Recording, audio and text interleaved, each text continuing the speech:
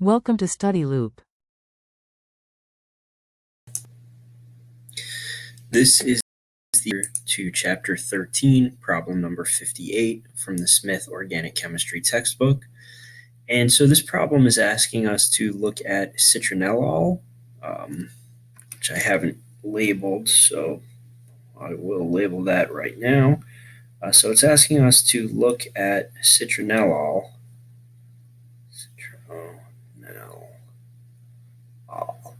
And to treat citronellol either with PCC and sodium acetate, which gives us molecule A, or just PCC, which gives us this molecule, and then base, which gives us molecule B.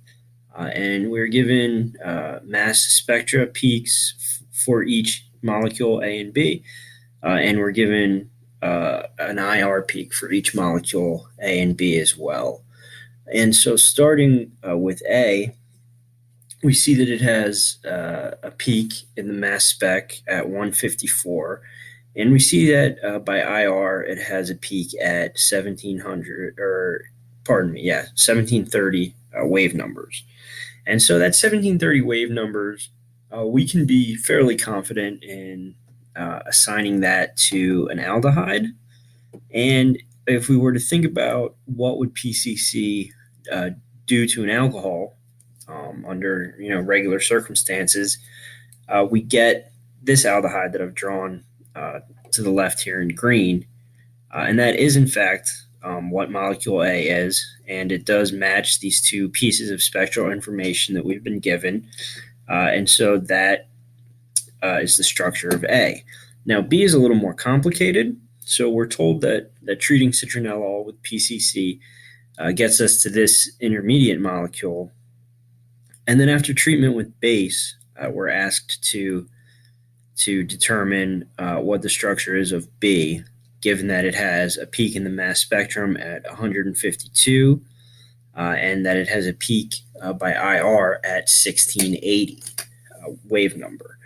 And so that 1680 wave number is a clue that this ketone probably is unaffected. So the ketone is still present. The IR tells us that. And then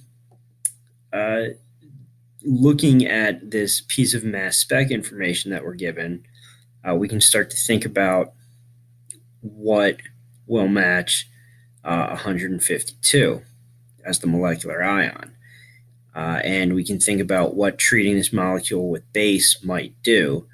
And the only thing that could really happen is that this double bond could isomerize and move around a little bit.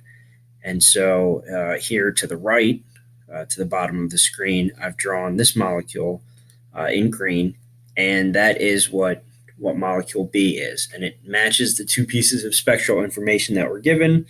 And really, it's the only thing that can happen when we treat this intermediate with aqueous base.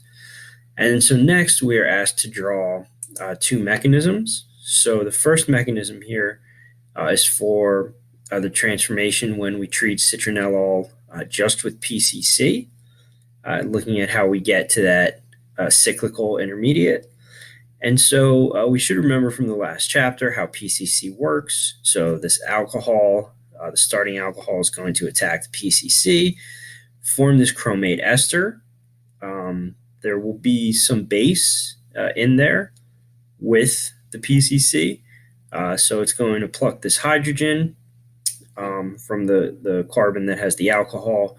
The electrons from that carbon-hydrogen bond will revert to this carbon-oxygen bond. And at the same time, the oxygen-chromium bond here is going to break. And so that gets us to this second intermediate where we have the aldehyde. And then that aldehyde, the oxygen, is actually going to take the proton back from the molecule of base that just took the hydrogen from the carbon here in the first step. And so once that happens, the oxygen is going to have a positive charge because it has three bonds.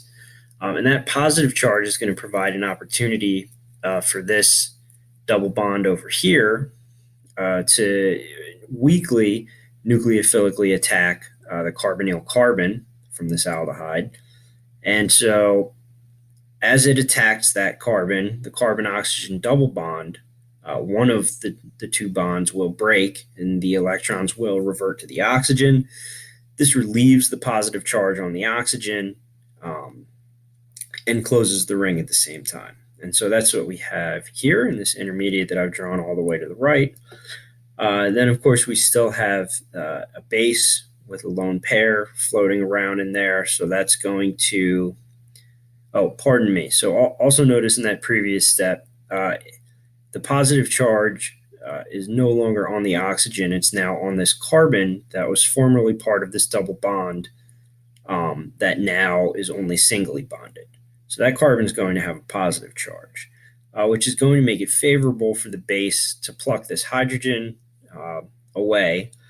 And those electrons from the carbon-hydrogen bond will revert to this carbon-carbon bond to form the carbon-carbon double bond that you see here in this product, the first product on the bottom line.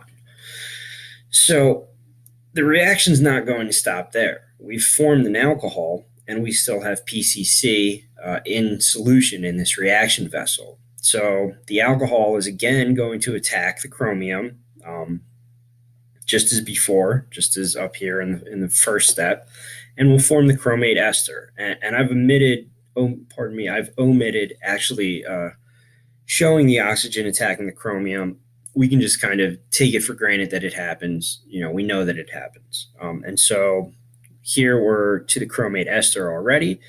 And again, some base will pluck this hydrogen away. The carbon-hydrogen bond electrons will revert to this carbon-oxygen bond to form the double bond. And at the same time, the oxygen-chromium bond in this chromate ester is going to break.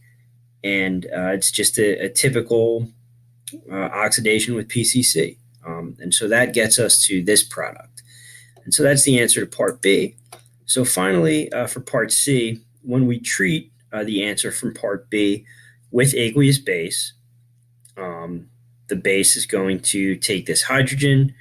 The electrons from this bond are going to revert to this carbon. So this carbon now has the bottom carbon of the ring now has a lone pair and a negative charge.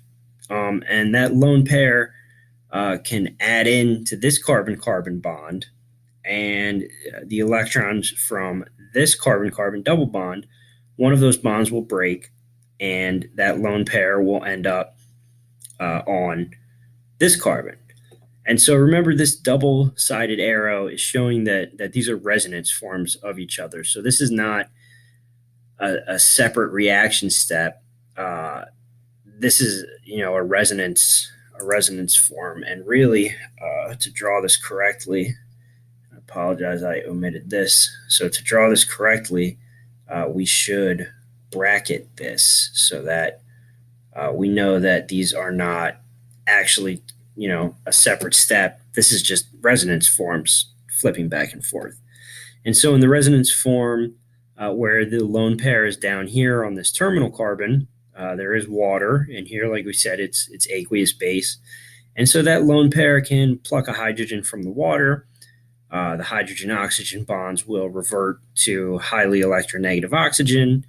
And this molecule will no longer be charged and will be the molecule B that this problem was asking us to identify. And so that's the mechanism for part C. And overall, that is the answer to chapter 13, problem number 58.